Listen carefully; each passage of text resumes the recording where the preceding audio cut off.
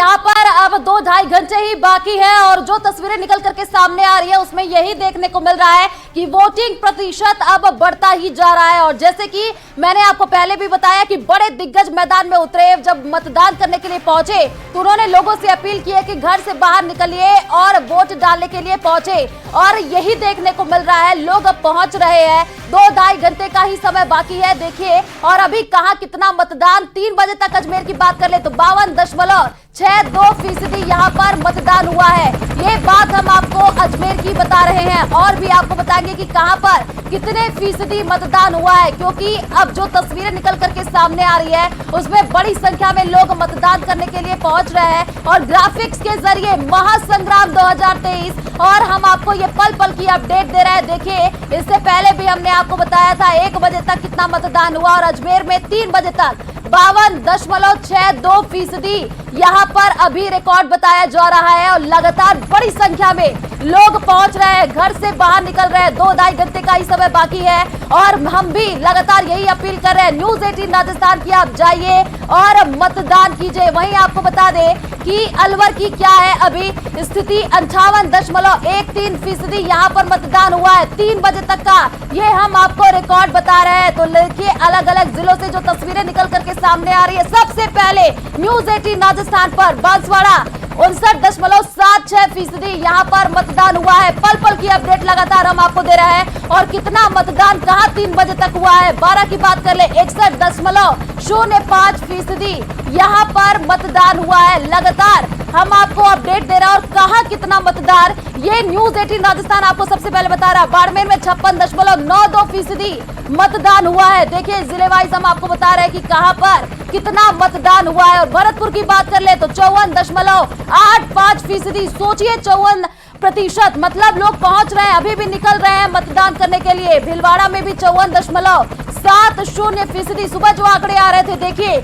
वो लग रहे थे कि कम है, लेकिन जैसे जैसे दिन चढ़ा वैसे वैसे आंकड़े बढ़ रहे। बीकानेर की बात कर ले 54.26%। देखिए, यहाँ पर मतदान हुआ है। अब बड़ी संख्या में लोग पहुंच रहे हैं मतदान करने के लिए, बड़े दिग्गज नेता मैदान में उतरे हैं। बूंदी की बात कर ले तो 57.30% यहाँ पर मतदान हुआ है। तो देखिए, लगातार हम आपको जिले वाइज तस्वीरें बता रहे हैं। और चित्तौड़गढ़ में 57.30%, मतलब 57% लोग पहुंच रहे हैं। तस्वीरों में महिलाएं देखिए घर से बाहर निकली है मतदान करने के लिए। और दिन पर दिन देखिए, अब जो 3 दिसंबर को रिजल्ट आएंगे, देखना होगा क्या होता है, क्योंकि अब जो तस्वीरें निकल करके सामने आई है उसमें वोटिंग प्रतिशत अब बढ़ता हुआ दिख रहा है। दौसा में देखिए 53.52% यहाँ पर मतदान, ये 3 बजे तक का हम आपको आंकड़े बता रहे हैं। लगातार पल पल की अपडेट न्यूज़ 18 राजस्थान पर। और हमारी सहयोगी भी जुड़ी हुई है प्रियंका, जो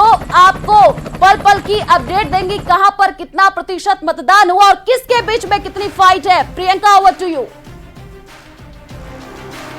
बिल्कुल आयुषी, तो आज राजस्थान के रण में जो जनता है वो प्रत्याशियों की किस्मत का फैसला कर रही है। शाम के 4 बज चुके हैं, अब सिर्फ 2 घंटे का वक्त बचा है जब लोग पोलिंग बूथ तक पहुंचेंगे और अपने मतों का प्रयोग करेंगे। 3 बजे तक के आंकड़े हमने आपको दिखाए, ये वो ताजा आंकड़े हैं जो आयोग की ओर से जारी किए गए हैं। अब सिर्फ 2 घंटे का वक्त बचा है और अब आपको बताते चले कि कौन कौन से दिग्गज चुनावी मैदान में है, महामुकाबला किसके बीच है। नाथ द्वारा सीट पर सबसे पहले बात करेंगे सीपी जोशी का मुकाबला यहाँ पर, जहां पर बीजेपी के प्रत्याशी से हो रहा है।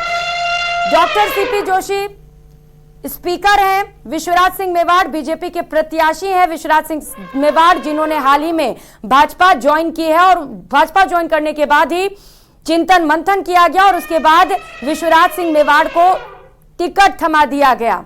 झालरापाटन सीट की बात करेंगे, यहां से पूर्व सीएम वसुंधरा राजे चुनावी मैदान में है बीजेपी की ओर से, तो वहीं रामलाल चौहान कांग्रेस की ओर से बतौर प्रत्याशी चुनावी मैदान में उतारे गए हैं। रामलाल चौहान के लिए यहां पर मुश्किल होने वाली है, क्योंकि वसुंधरा राजे एक कद्दावर नेता और भारी पब्लिसिटी भी, उनकी फैन फॉलोइंग भी है। बात तारानगर सीट की करेंगे। राजेंद्र राठौड़ नेता प्रतिपक्ष, जिनका सामना नरेंद्र बुडानिया से होने वाला है, कांग्रेस के प्रत्याशी हैं।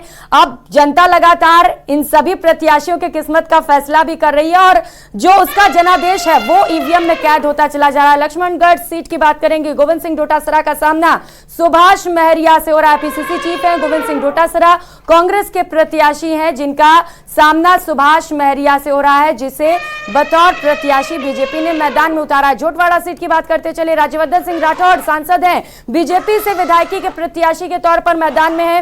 वहीं अभिषेक चौधरी को भी कांग्रेस ने चुनावी मैदान में उतारा है। अब देखना होगा कि जीत किसके खाते में जाती है। सतीश पूनिया का सामना प्रशांत शर्मा से हो रहा है। प्रशांत शर्मा कांग्रेस के प्रत्याशी हैं। सतीश पूनिया उपनेता प्रतिपक्ष, बीजेपी के एक कद्दावर नेता के तौर पर भी जाने जाते हैं, लगातार एक्टिव रहते हैं और इसके साथ साथ लोगों के बीच भी सतीश पूनिया दिखाई देते हैं। तो ये उन सीटों का हमने जिक्र किया जहां पर कांटे की टक्कर देखने को मिलेगी। ये वो प्रत्याशी हैं जो लगातार चुनावी मैदान में उतरे, कई रैलियां की। ये तस्वीर देखिए, किरोड़ी लाल मीणा बीजेपी से सांसद हैं, जिन्हें चुनावी मैदान में उतारा गया है। सामना है दानिश अब्रार से, कांग्रेस के प्रत्याशी हैं।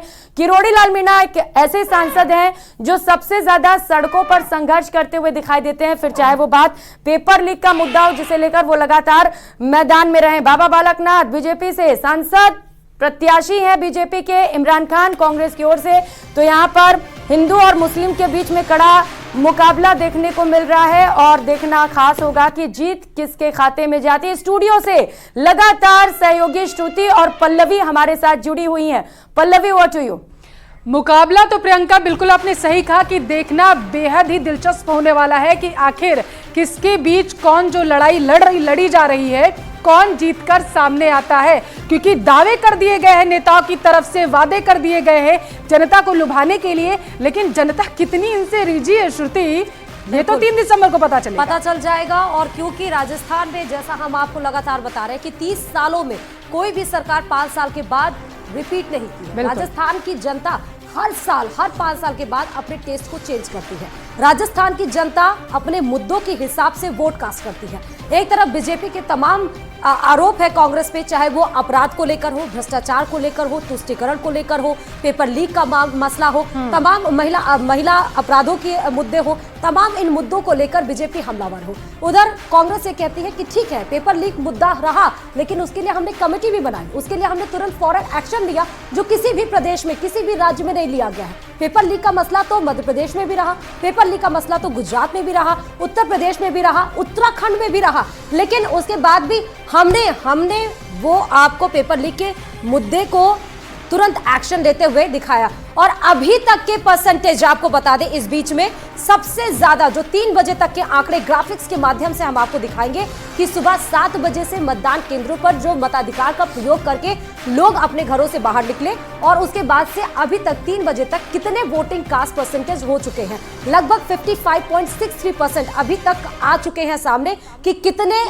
जो 7 बजे से कितना मतदान हुआ है वो आपको बता दें। यानी कि अब चलिए आपको बताते चले, अजमेर में तो 52.62% मतदान अभी तक हो चुका है। मात्र 2 घंटे और बाकी है। जिसको भी अपने घरों से बाहर निकलना है वो निकल सकता है और मतदान केंद्र पर जाकर आप मताधिकार का प्रयोग कर जिसको भी आप चाहते हैं कि वो जीतकर आपके क्षेत्र में विधायक के तौर पर उतरे और मुख्यमंत्री के तौर पर 5 साल का बागडोर और संभाले, उसको आप जिता सकते हैं महज 2 घंटे। और अब अगला ड्रोन आने जा रहा है श्रुति, अगला ड्रोन आने जा रहा है। ड्रोन के जरिए मतलब हम अपने दर्शकों को बता रहे हैं कि कहाँ कितना मतदान जो है वो फीसदी कितना बड़ा। बांसवाड़ा की बात कर रहे हैं, 59.76% यहाँ पर जो है मतदान फीसदी जो है वो पहुंच चुका है।